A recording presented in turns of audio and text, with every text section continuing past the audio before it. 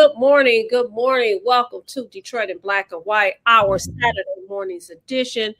Um, Listen, if you are watching the greatest show on these YouTube streets, you already know what we're going to do. Like, subscribe, share.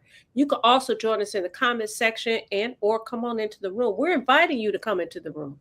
Um, who we have on deck this morning? Adolph is not here this morning. However, we have Allan Lengel. We gave him the nickname of Eastside Al of Deadline Detroit, Deadline Detroit, and the Washington Post, and also a commentator and co-host of the show The Week That Was that comes on every Friday. Good morning, Allan Lengel. Good morning. Good morning.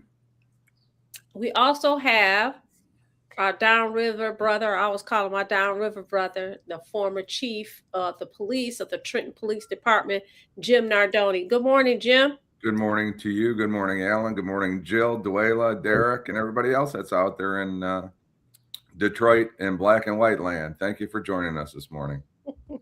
So we're not going to take long. What we're going to do is we're going to start with, we had discussion offline. So we're going to start with, we haven't done outrages. I haven't done an outrage in a minute. I'm not going to do one today, but I believe Allan has a couple of outrages. Then we'll Many. go. Many. I say many. Oh, Lord.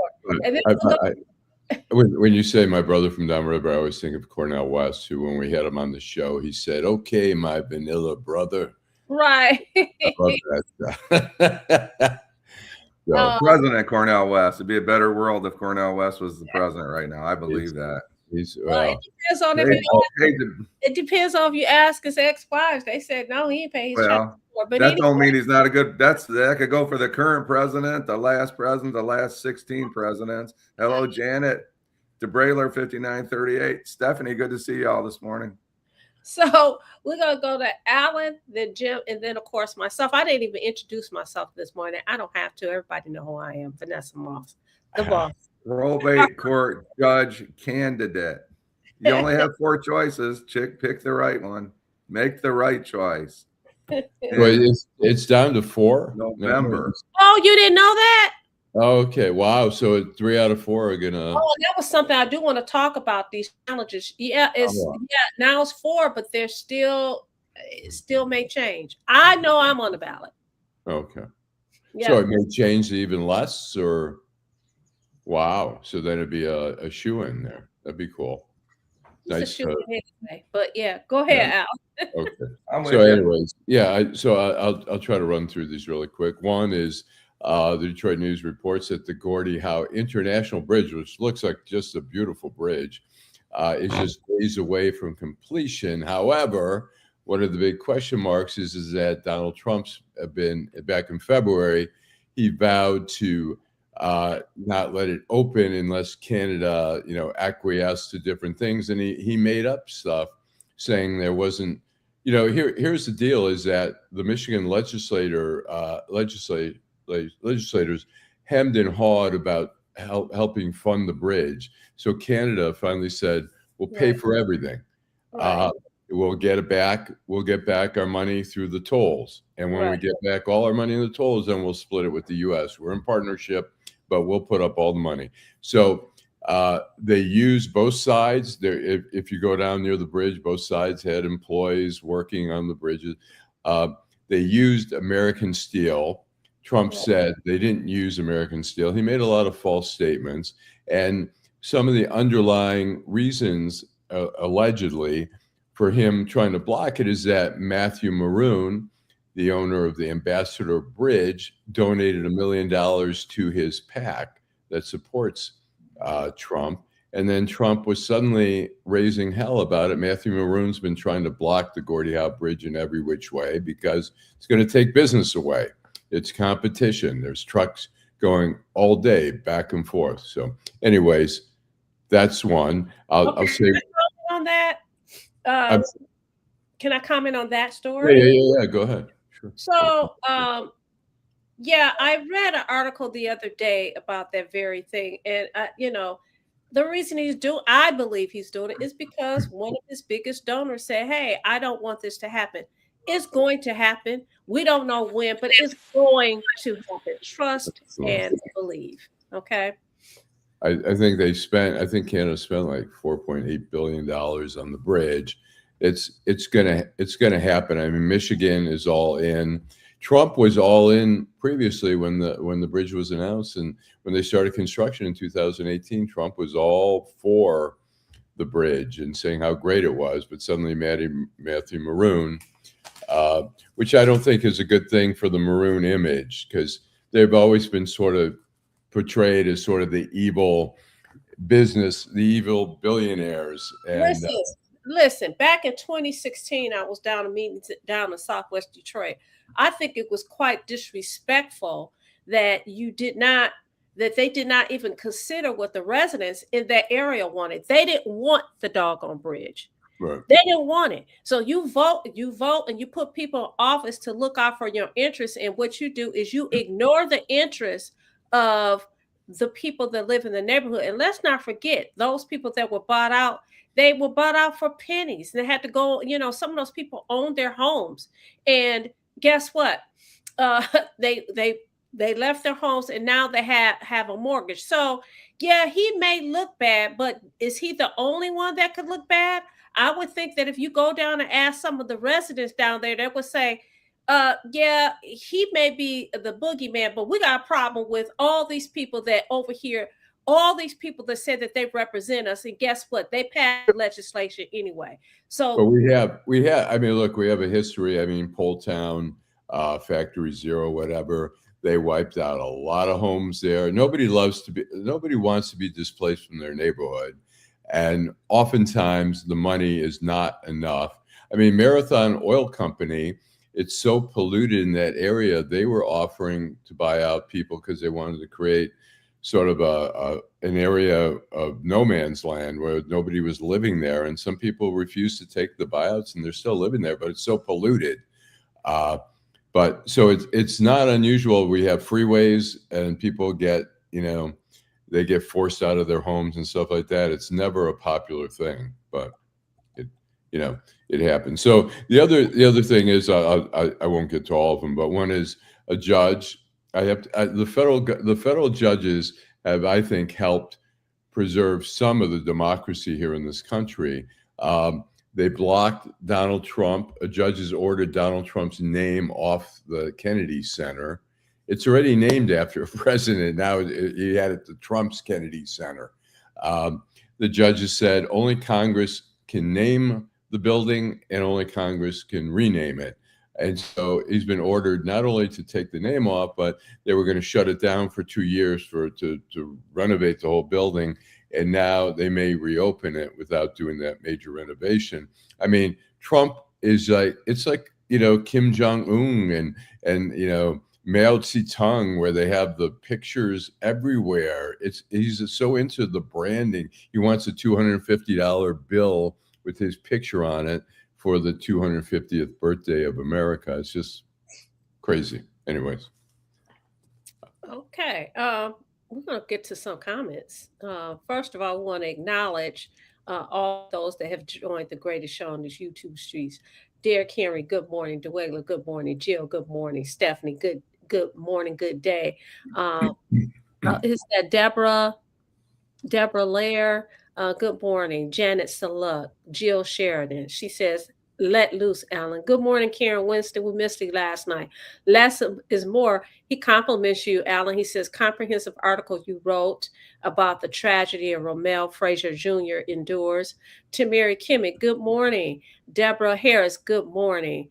Kenneth Reed, good morning, team. I was about to head down to McShane's. Glad you didn't. Michigan, Mr. 1213, he said Michigan legislatures probably are on Trump's side and installing the opening of the bridge because they didn't want it. I don't know about that. The legislatures went along with it, but the residents didn't want it. Timo, you know what? If you gonna come on here and be disrespectful, we're not gonna let him do that, because it's okay if he thinks he's a libtard. He's entitled to his own opinion of himself. I think he's talking about himself, but that's okay. He can do that to himself. I mean, I appreciate self-evaluation is an important process that we go through in life. So, if you're a libtard, just you can be reformed. You don't have to be whatever you think you have to be. So we appreciate you joining the show, but I think it's called trolling. Well, listen, I remember last night we talked about opinions, right? And they belong to you and you only. That's Jim's opinion. Vanessa has her opinion. Allan has his, and Timo has his. And I'm telling Timo, listen, I'm not going to tell you to get off the show, but I am going to tell you to stop it. But you can be a liberal, you can be a conservative, you can be a middle of the roader. We welcome all on our show, but why are you attacking people? Don't attack what you fear. Just be part of the solution. Okay. Less is more. The course will stop the Trump bridge stoppage. Kenneth Reed said, he's not big on driving on bridges, but he wants to drive the Gordy. G Money Hollywood, good morning, Jim. It looks like you are struggling with the sun.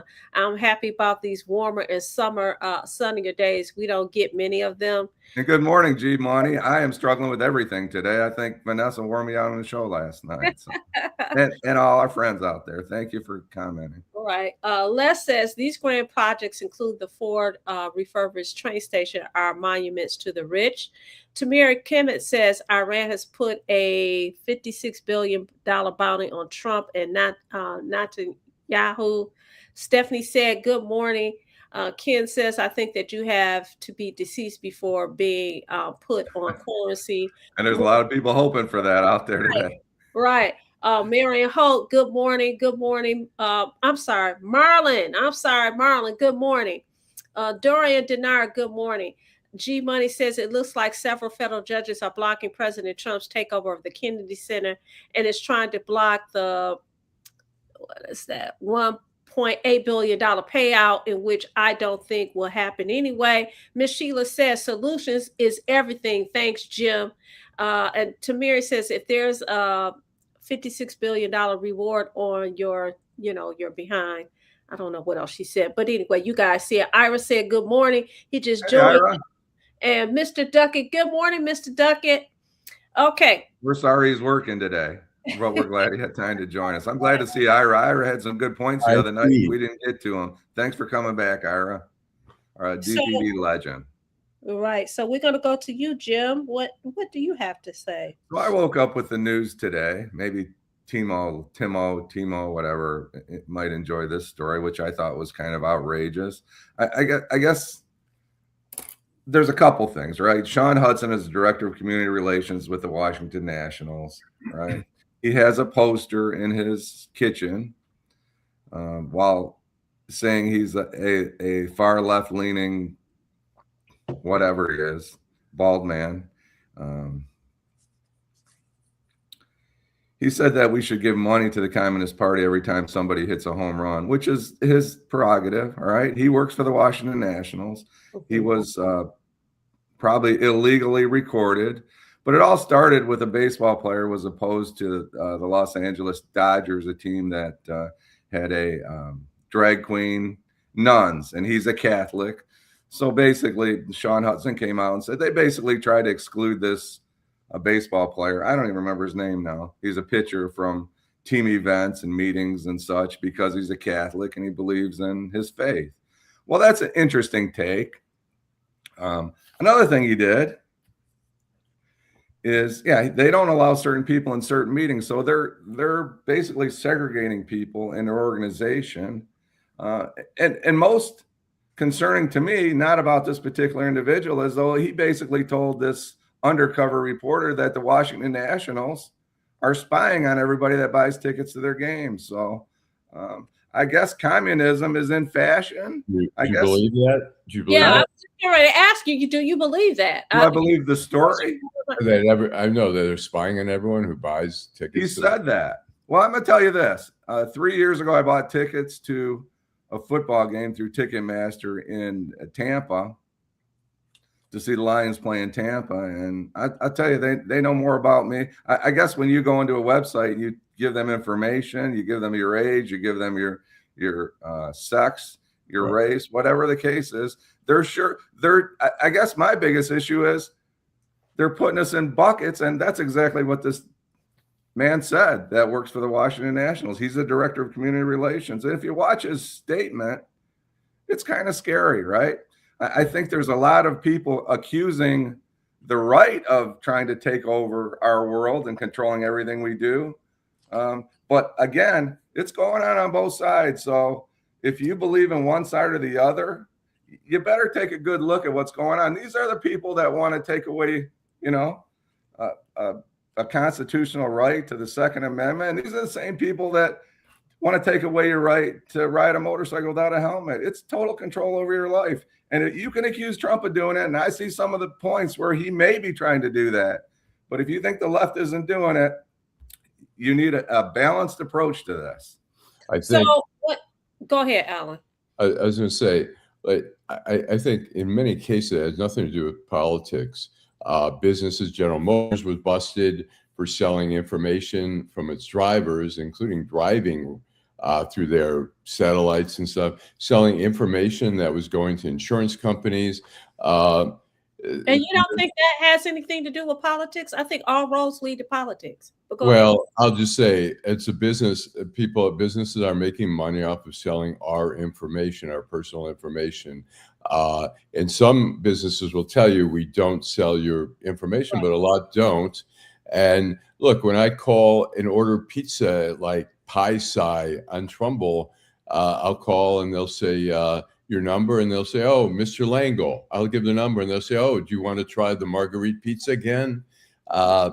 Everybody is accumulating data, and whether some are benefiting, some companies are selling data. I think the Huffington Post was selling data. That's how they made money. You wonder if you donate to one place like the DIA, suddenly you might get a call from the Zoological Society.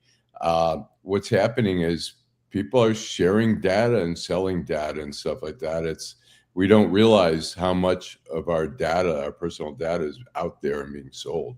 I'm more concerned with the I get the information, right? It's a marketing tool, right? You buy a pair of pants, from one golf pants, and there's 5, you get 5. I get all that, right? But what I'm more concerned about is segregating people. Where does it end, right? We're segregating Catholics. Are we segregating people by their race, by their sex, by their age? That leads to that's a huge question, right? By their income bracket, by their titles, by their their car and their insurance rates because they live in a certain zip code, right? Yes. That's America. The world is when we talk about, can we show this video? When we talk about a country club, exclusivity and all that, and I know you guys have talked about the Mackinac Policy Conference where you have to pay, it's either $4,000 or $5,000 to attend, and that probably doesn't include your hotel and all that kind of stuff. But Charlie LaDuff was excluded from there, which the bar has got to be pretty low to say you don't qualify as media. And I think because the chamber is affiliated really very closely with Mike Duggan, and he hates Charlie and Charlie hates him, I think they figured out a way to block Charlie. So do we have time to play this? Absolutely. Yes. We have to apologize to Kenneth Powell because we said we were going to be at McShane's. So we apologize, Kenneth. Grand Prix, Okay. We're on our way to Mackinac Island for the yearly policy convention. That's the orgy attended by the financial masters of the universe, officials of the Uniparty, and members of Michigan's corporate media, where they get together, get drunk, get laid, and figure out ways to screw the public.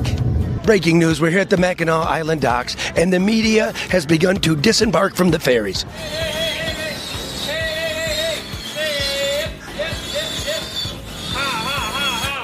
The event is completely closed to the public. That way they can orchestrate their bribery schemes in private. Champagne. What kind is it? It's actually sparkling wine from Michigan. Sparkling wine from Michigan. Dipped chocolate. It's free to journalists, but I'm a reporter, and they wouldn't let me in. It says we've received Mr. LaDuff's application for media credentials for this year's conference, and we do not believe that he meets the standards.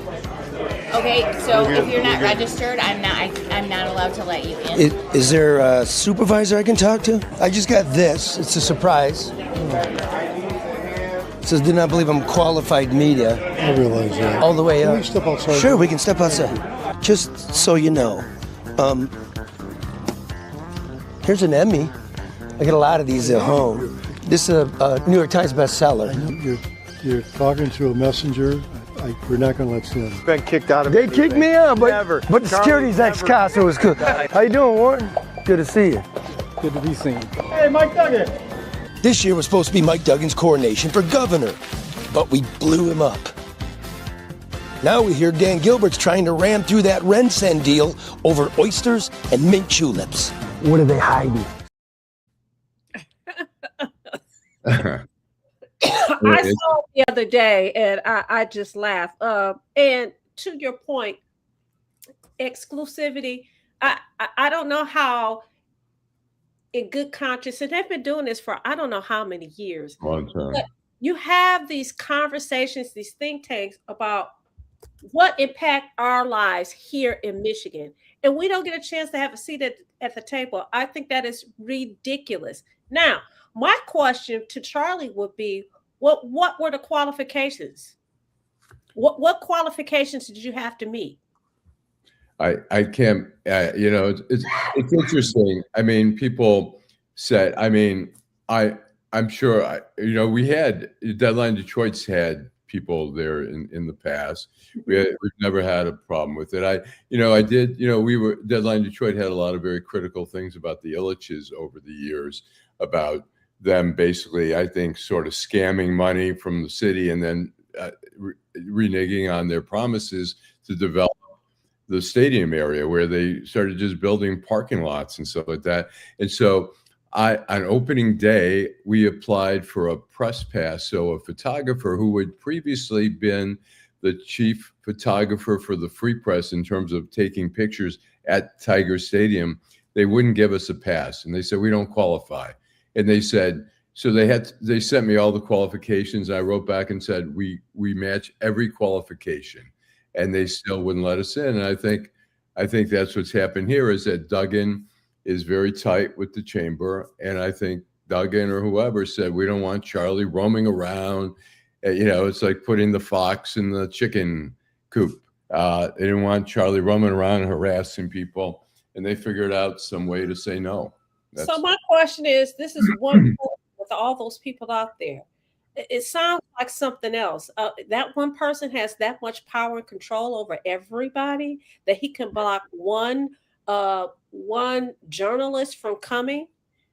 And my next question is it something that you're hiding, or is it that you don't want his kind of analysis being put out there to the public? Well, you missed a mark, because now we have this image of, Charlie basically dogging him out. Look, I'm considered an outsider. I can't come in. So what are they hiding from the public? I mean, that to me, that's crazy. So I have those questions. One, are you telling us that the former mayor of Detroit, Mayor Duggan, is that powerful that he can say that journalist, they can't come in? I don't see why anybody would not have a problem with that. Well, I have a question too. Go ahead. Yeah. Two, it looks unbalanced as far as I'm concerned, because now we're going to see the Free Press and whoever else, these journalists, coming out with these articles about what happened at Mackinac Island. And what I've read is all glowing reports. Everybody's getting along. It's not like the barbecue that I go to, or a picnic that I go to for the family, okay? It's not one of those. That's hard for me to believe. Okay, go ahead. No, my point is, really quickly, and we probably should take a break. My point is this. If they're using taxpayer dollars, and we know they all are, then we should have complete, whoever wants to walk in and listen to what's going on should be able to do that. It's our money that they're using for these events. It's our money for their mint julep and their prime rib and whatever else they're doing up there, right? It's our money. I think, well, I mean, some of it's through the chamber, which is through businesses contribute to the chamber and stuff like that. I mean, the fact that some politicians, I mean, there's a lot of politicians there who are going, you know, the governor goes there, you know, all the candidates there, you know, Jocelyn Benson, everybody's there to be seen. So there is. We have this thing called the freedom of information. Yeah, right. But you know, where we can't, you know, the thing is, I've always looked at the press is like, we can sit in on a, you know, there's limited, like in the Kwame Kilpatrick trial, there were limited seats, how many people could go in there. So they had a media section, it was limited, but we're there representing the public, reporting on that. I'll say Nancy Kafer did a nice piece on Rick Snyder, because Nolan Finley did a piece saying Rick Snyder is talking about running for president. And I wrote something about that saying, it was bullshit, but Nancy Kafer really did a takedown of Rick Snyder, saying, let's not romanticize, you know, let's not romanticize about Rick Snyder. Rick Snyder shifted the responsibility of taxes more on the people and shifted away from business and did some stuff and he did some good stuff too. I think all in all, the bankruptcy in Detroit, I know the pensions are screwed up as a result of it, but the bankruptcy in Detroit generally was a positive thing for the city of Detroit that Rick Snyder was involved, but the Flint water crisis is still a crisis. So we have someone decide to come into the room, but we got to take a break. We didn't take a break. So we're going to take a break. We're going to come back. We're going to address Mr. Evans, and we got some very good comments. So Detroit Black and White, our Saturday morning's edition. Hi, I'm Eric Sabri, your Wayne County Treasurer. Are you living in the home of a deceased family member and you're facing property tax foreclosure, or maybe you know someone who's in the same situation? The probate process may be helpful to you. If you file a probate petition and notify our office, the foreclosure proceedings will be halted during the probate process. We have several nonprofit partners who have free attorneys who can assist you. Contact our office, 313-224-5990, or email us at taxinfo@waynecounty.com. Don't lose your family property. Some of these properties have been in the family for 4 or 5 generations. Contact us now. We're here to help.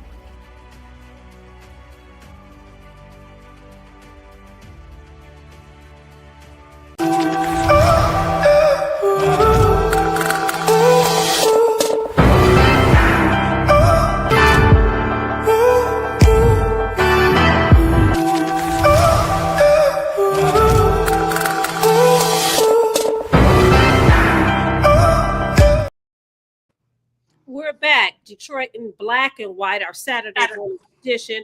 We've been joined by one of our viewers, Mr. Michael Evans. Good morning, Mr. Michael Evans. How are you? What do you have to say? Well, I have to say, I like the subject y'all working on today. I really was upset about the Charlie LaDuff story because, like you said, it's taxpayers' money. It should be open to all the people.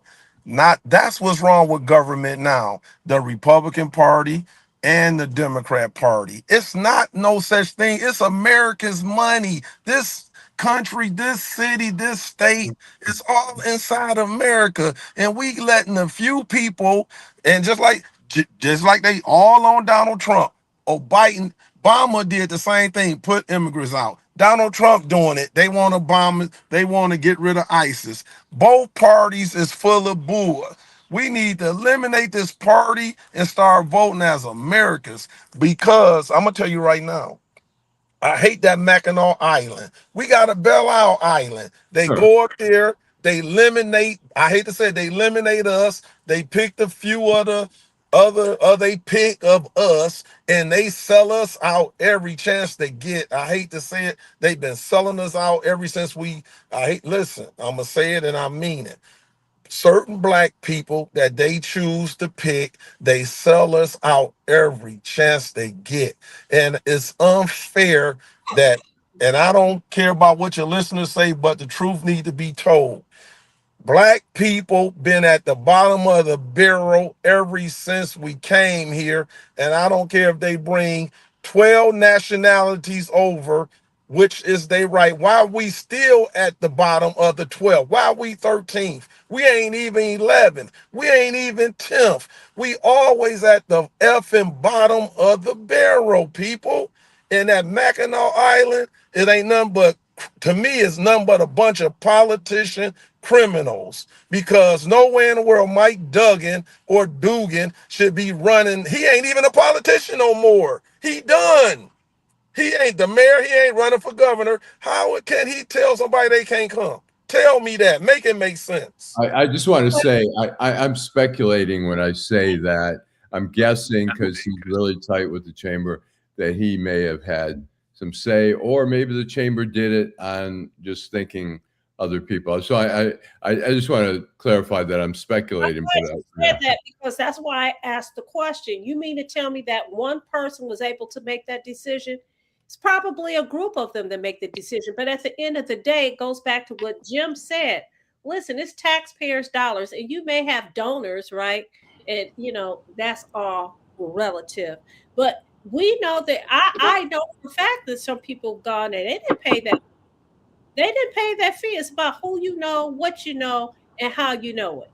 So but Vanessa, that's what's wrong with everything. Just what you just said. Who you know, what you know, and all that. But it's all our money. This ain't theirs. They don't do nothing. That's exactly all the right. money we pay and they running the show. It's the people's money. It ain't theirs. It's not the governor's. You don't think Sheriff Washington? I'm sorry, Mike. Go ahead. Go ahead. Go ahead. It's not theirs. Sheriff Washington, Warren Evans, Mike Duggan's used. I don't know who's paying for his, but somebody is. But Vanessa asked me last night if I'd ever been. I said no. When I was working for the city, I felt responsible to the citizens of my community, and going up somewhere like that or going to another event. Allan has talked about IACP. Well, IACP is fine. It's the same thing as what we're talking about up there in Mackinac, right? It's a bunch of people paying a bunch of money for police chiefs to take them out to dinner so that you can buy their in-car camera or their body cam or their shotguns. We understand how the system works. It goes on all over. General Motors has, Black Lake in Palm Springs, right? Mm-hmm. The union has Palm Springs. They're buying watches for people. So this is not unusual. This kind of stuff goes on in pension forums, in attorney meetings, and media meetings. Am I wrong, Allan? No, you're right. I will say this. So the International Chief of Police Conference, I would go as a reporter. So I didn't pay. I went for either ticklethewire.com, my other website, or ABC News when I was on retainer with them. I would go there. There were courses being taught. There were seminars, and also I think, and correct me if I'm wrong, former police chief, there were a lot of booths of different vendors, but there's some new technology out there which I think police departments should stay on top of, and they were introduced to some new technology there and stuff like that. So that's not my point. You're absolutely right, but they're selling it and buying dinner at Ruth's Chris. Right? So let me make one point. Let me make one point to what I just heard, Jim and Vanessa. And what it seemed like to me is that's the problem. I'm going to just break it down like this. The government, all government, city government, federal government, county government, make a lot of people rich from federal and state and government contracts. That's what it seemed like to me. If I'm not there, and I'm talking about when I say me, I'm talking about all the citizens, if they are not a part of that clique, they don't get government contracts to build their family generational wealth. It seemed like to me that's what, and Jim, that's what all this is about. If you ain't in it, even though we vote, so what it seemed like to me, we need to watch who we voting for because we losing. So if we ain't up there making deals, swinging, doing whatever we gotta do, we don't get nothing. That's what it seemed like to me. Okay, we're going to go to some comments because we this show exists because of people that watch Detroit Black and White make comments. Mr. Duckett, he makes a comment. Um, his comment is, he said Pablo Torre has a terrifying story about Jim Nola surveillance in Madison Square Garden. It's unbelievable. That's to the conversation that we had earlier. To Mary, Kim says, skull and bones. Less is more says, tell us something we don't know. Deborah Harris says we need to get out to vote. Miss Suzuki says that on Mackinac Island, Attorney Perkins was not allowed to debate other Detroit mayoral candidates. That goes to that whole thing that I was talking about last The night. club. Exactly. This exclusive club, this hierarchy, and all of that. And what's so interesting is this. I'm going to talk about him in particular. He did not do as bad as people thought he was going to do. His message resonated with a lot of Detroiters. And so, again, how do you have dinner and don't invite the family to come? That's just crazy. Because he's not the family. They didn't see Todd Perkins as part of the family, which is tragic because Todd Perkins has whether you like him or hate him, you don't have to vote for him. But Todd Perkins was on our show and he was outstanding. He was an outstanding guest. He's a brilliant man. Again, he's an attorney. So some people love attorneys, some people don't love attorneys. Sure. But how do you keep Todd Perkins out of that opportunity? Why do you take that opportunity away from him? Because they are who they are. Exactly. Deborah Harris says historical exclusion, centuries of chattel slavery stripped Black Americans of their wealth, degenerated, followed by post-Civil War barriers to land ownership, education, and economic progress. Jay, I believe I have all of the comments. I believe. No, Marla Holt says the Detroit Yacht Club will make a great venue for conferences. I don't disagree with you. You're right. Kenneth Freed said Duncan took a page from the club manual on excluding certain journalists from Mackinac Junket. Alexis Moore says even local and legacy media is controlled by oligarchs. And Ms. Suzuki says you will have to understand the history of Michigan, in capital letters, politics going back to McNamara. Hazel Park, good morning. Hazel Park says, because when we Blacks get into positions, some tend to compromise their integrity and we don't get anything. And there's an amen to that. I will say that most people will feel, I understand because I'm a Black woman, but there are people who feel that the same way that look like Jim and Allan. Okay, that you vote for people and they don't get anything. I think that's across the board. Okay, by the way, Mike, go ahead, yeah, I've been muting Michael only because I mute him like this. Okay. There's a lot of background noise coming in, so I don't know what to do about that. So, anyways, I think I'm muted right now, but we can't see him. I mean, if he wanted to say something, if he raised his hand or whatever. Right. I want to go back because I think you pointed out you're talking about old white men. I understand what you're talking about there, and I don't disagree with you. But I think Hazel Park Taekwondo hit the button when he said he's talking about people being. I'm going to use my terms, Hazel Park. If you don't mind, if you do, that's fine. Let me know. People being bought and sold in the marketplace come in all shapes and sizes and colors and ages and sexes. So I think that's the bigger point here, right? People get elected to office and then they decide not to represent us. They decide to represent themselves. And everybody's, no one's immune to that. No color or no candidate.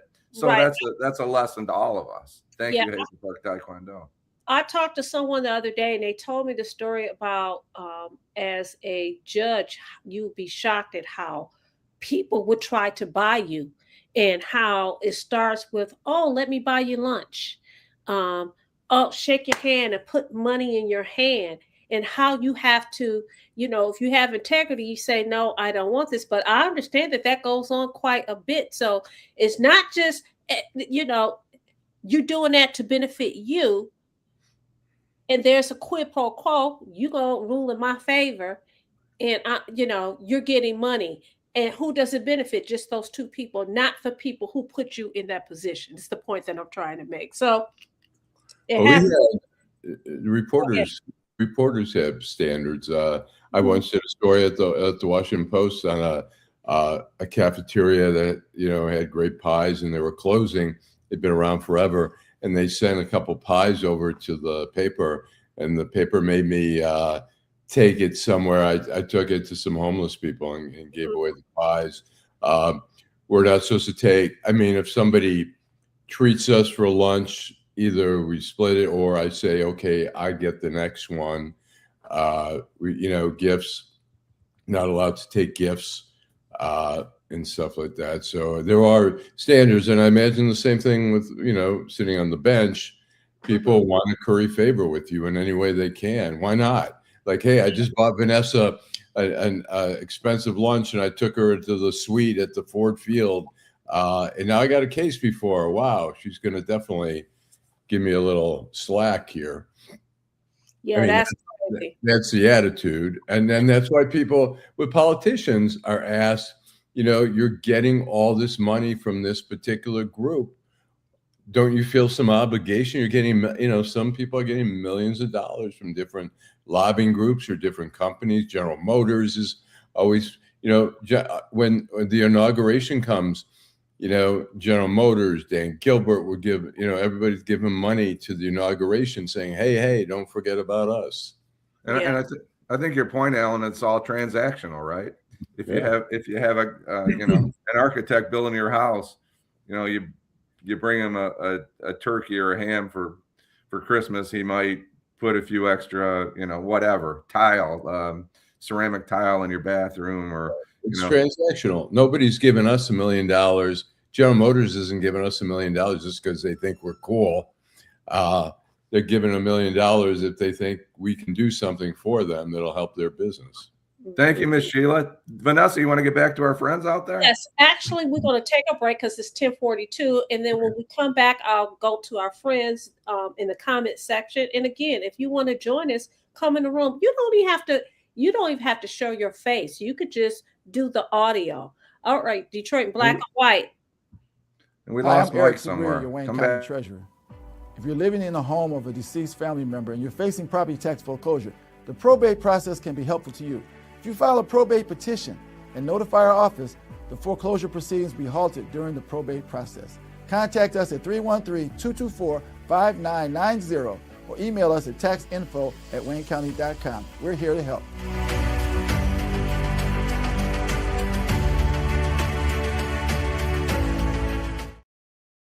We're back, Detroit in Black and White, our Saturday mornings edition.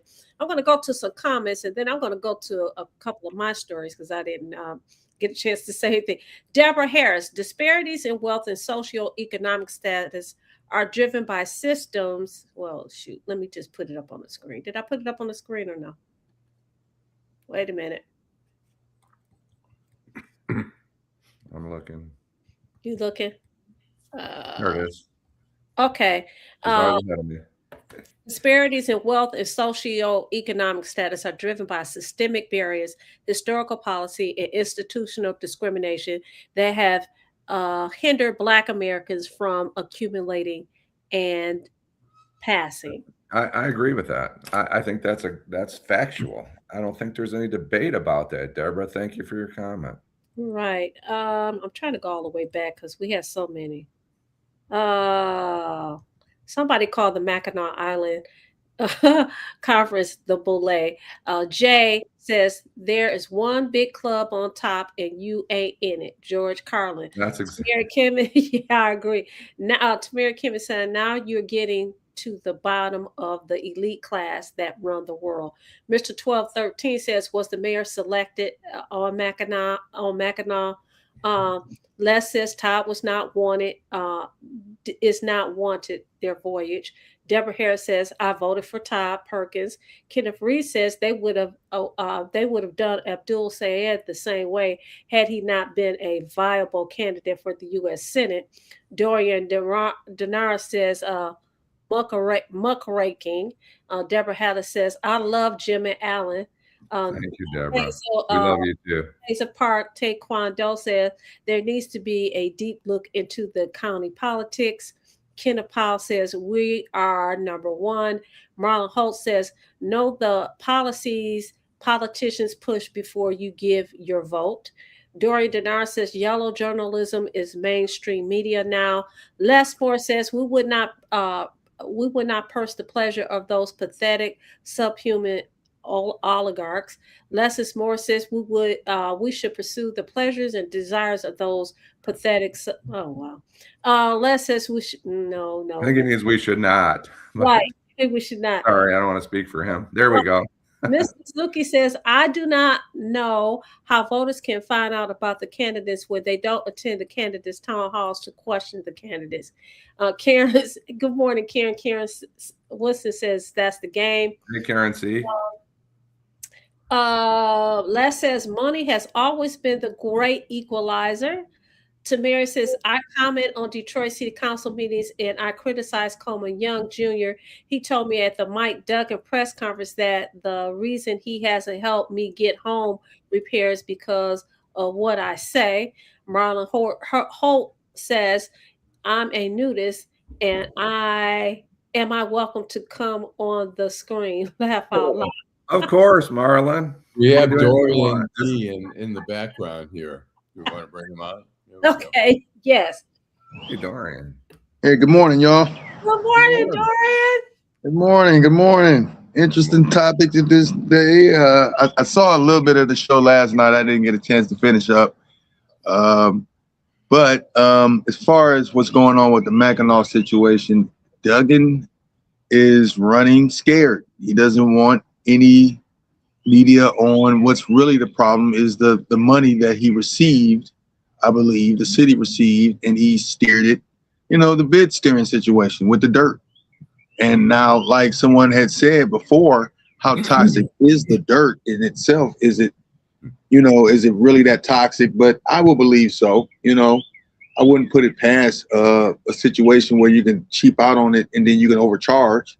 But that's just one of the myriad of situations that's going on. And the whole subject of the money and corporations basically running the media and our politicians, the American people, we have lost a lot. First of all, we captured democracy 60 years ago and we lost it 20 years ago.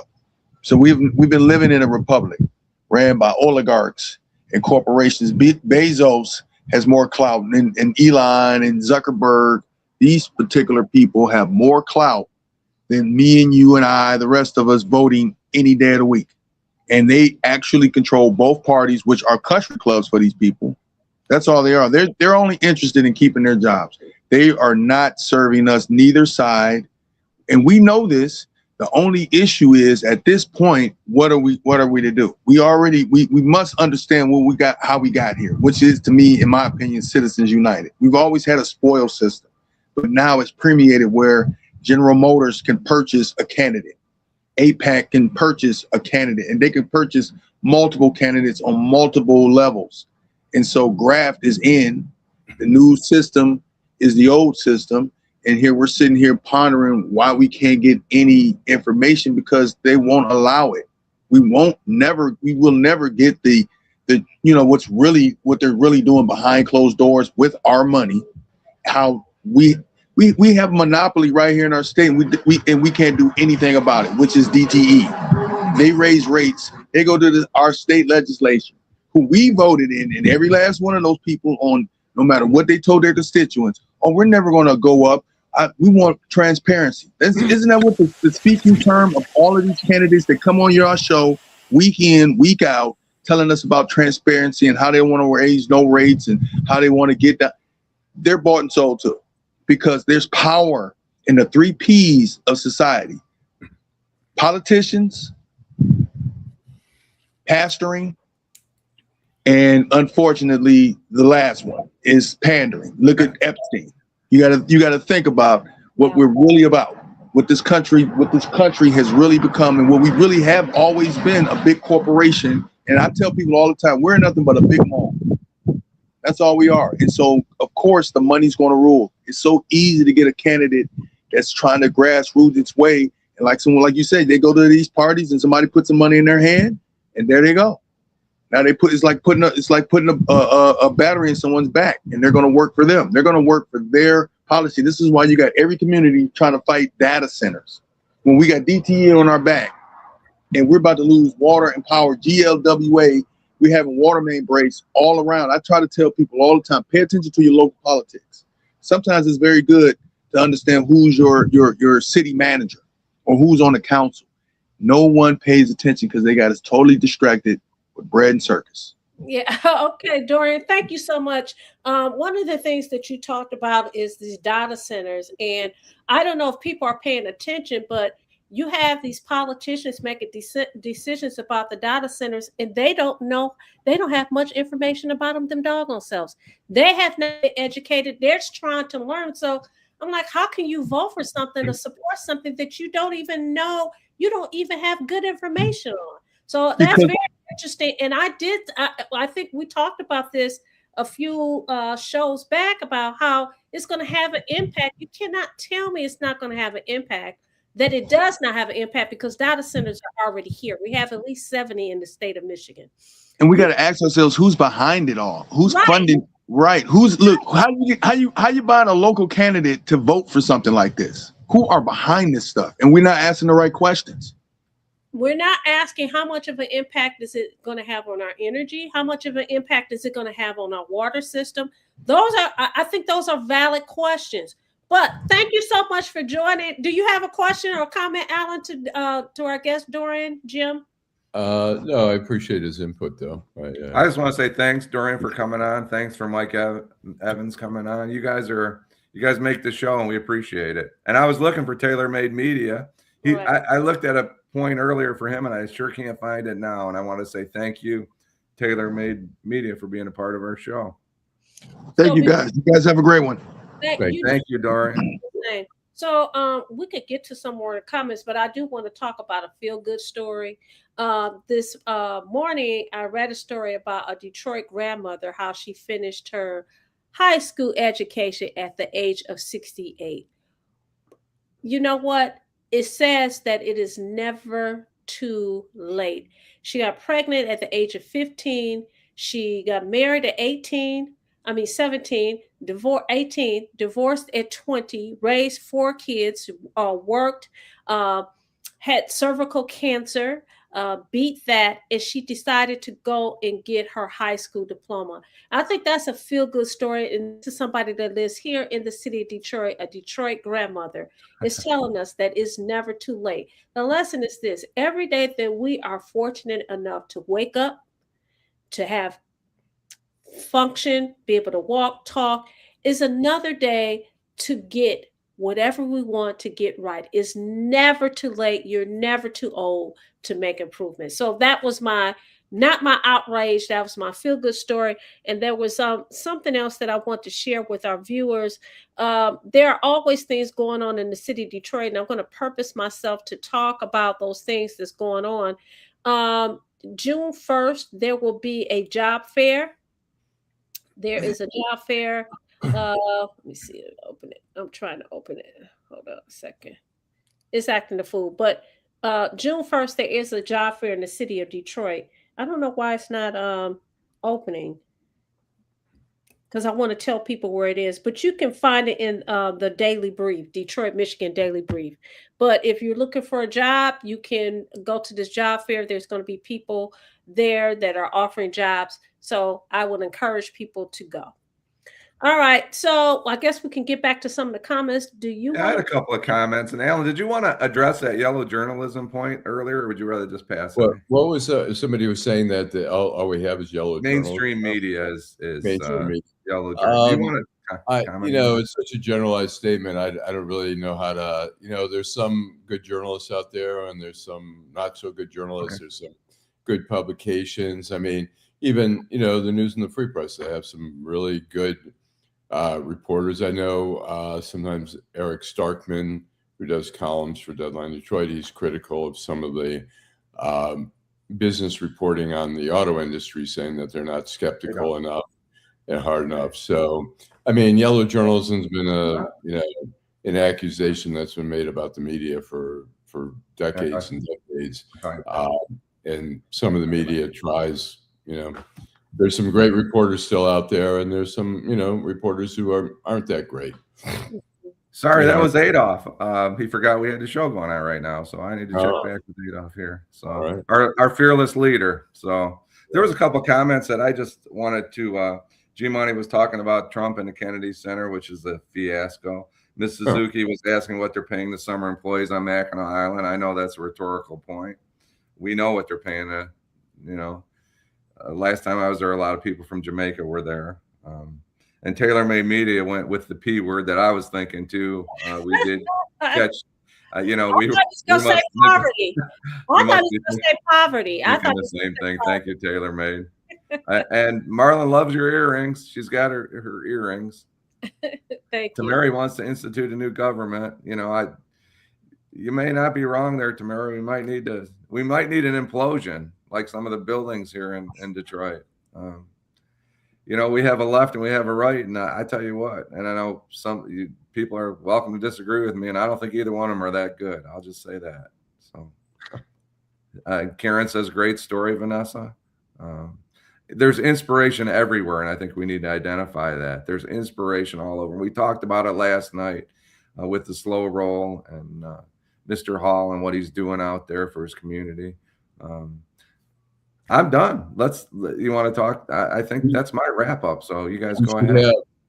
We should have the guy from Slow Roll who I think he was the head guy for 1 year. He had pizza every single day. And Jason Hall? Are you talking about Jason? Is his name Jason Hall? It could be Jason Hall. Yeah. He went to different pizza places every day. He had some pizza. Well, I met him this week because I participated. You missed that, Allan, but he wants to come on the show. So okay, that'd be great. Excellent. Okay, I don't have anything else to add other than we got the Grand Prix. I thought you were going, Allan. You know what? I've been to the Grand Prix once, and it was only when I was at the Detroit News where I was assigned that day. It was a Saturday. And I went. I'm not a huge Grand Prix. I mean, I'm in favor of anything that brings crowds to Detroit and brings in revenue for the city. But the racing is not really my great passion there. Well, that's a lot of money. I think it's like 100 million they expect to come in. How much is that actually going to benefit the community? Well, how much is coming in, but actually is going out? I think that's a legitimate question. I think taxes, hopefully, the hotels fill up, they pay taxes, the food, the restaurants are paying taxes. So how much, I think the city benefits from those years. When the city had the NFL draft, what was it, a couple of years ago, it brought in a ton of business. And we're seeing is more and more hotels that are being built now to accommodate the conferences that they've said in the past. There's just not enough hotel space. So we're seeing more and more hotels popping up in the downtown area there. So it's all good. Like I say, I mean, I'm not a racing fan. I just don't really see the thrill of. Yeah. I've gone a few times. Yeah. I know year before last, DeWagler went with me, and I'm like so over it. But for those that are enthusiasts, rah, that's great. There was one more thing I wanted to talk about, but I guess we could talk about it when we come back on Wednesday, and that is the amount of money that parents are spending on these doggone proms. Have you guys seen that stuff? Oh my gosh, they are going all out. And so I just want to know how you guys feel about it. I'll send you guys some of the videos, and then maybe we can weigh in on it. It is almost time for us to wrap up, so I'm gonna say, Tamari says, I still want to have Sydney Calloway to talk about reparations recommendations by the reparations force. Okay. And Kenneth says, I'm glad the Grand Prix is back downtown and off Belle Isle. I agree with you, Kenneth. Yeah. I'm glad it is back downtown. Although it is kind of frustrating trying to get around. I had to go somewhere the other evening, and it took me about 25 minutes because I had to cut up all these different streets to get right there off of Joseph Campo and Jefferson. You know, I was mad as I don't know what, but you know, what happens when you're in a penthouse? Mad. It was just a temporary. It don't last. It doesn't last for a long time. It's really frustration. I should say mad, but I was a bit frustrated. Okay. I mean, great comments today. Go ahead. It should never have been on Belle Isle. I mean, Belle Isle. I was there on Memorial Day, walking around on Belle Isle. I mean, such a beautiful park. You know, it's bigger than Central Park. It's got everything there. It was such a beautiful day. It was packed. In fact, when I was leaving about 5:30, they had shut the entrance for a couple hours because there were just too many cars on the island. But it's not meant. You know, they destroyed the island by doing that, the Grand Prix thing. It was ridiculous. So, Allan, all I'm going to say is you stay on the east side. Every time I think of that, I'm going down Elliott and I'm going down all these streets. I'm thinking, I am east side. Stay on the east side. I am east side. Thank you, DeBragg. Every today. But Churchville. Listen, it's time for us to wrap it up. You guys have a wonderful, wonderful rest of the weekend. Love you guys. Love you guys that comment on Detroit Black and White. Those that use the link. Doria Denard, Mike Evans. Thank you guys so much for coming in the room. You all have a safe day, a good weekend, and I will see you guys again Wednesday.